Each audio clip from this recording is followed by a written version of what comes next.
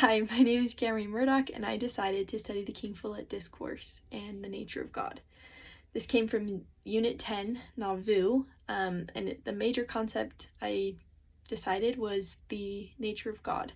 And this is a supportive doctrine and expands on our eternal progression, our exaltation, and who God is.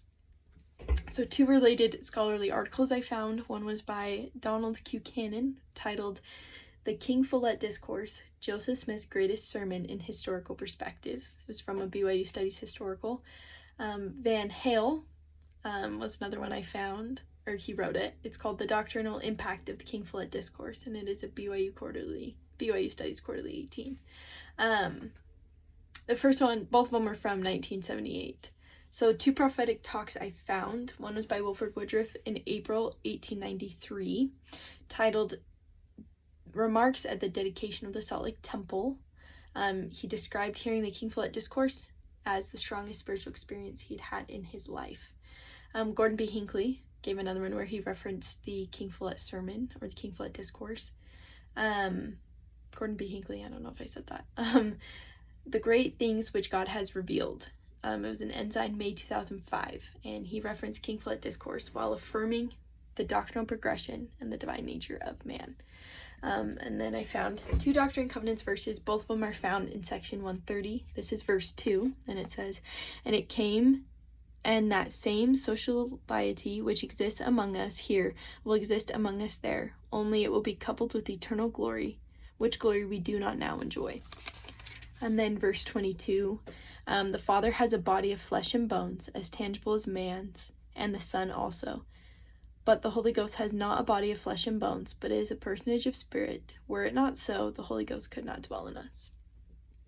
So those kind of just talk about the nature of who, not necessarily who God is, but like what he is, right? Like he's a man like us. And that was verse 22. And then verse 2 talks about like an eternal glory that they have that we don't yet have, but that we can have. So the next was the Joseph Smith Papers quote, and it says, "God himself was as we are now, and is an exalted man, and sits enthroned in yonder heavens." That was April 1844, as reported by Willard Richards. I love that quote. Just very clearly states what we believe about what God is. He's just like us. We are created in his image. So the 2 concepts I came up with were God was once a mortal being who progressed to godhood, and we are his children, and we have the same divine potential to become like him as we live obediently and according to his commandments. Concept 2, the nature of God is knowable and personal. He has a body of flesh and bones, and desires for us to grow spiritually and eternally just like he did.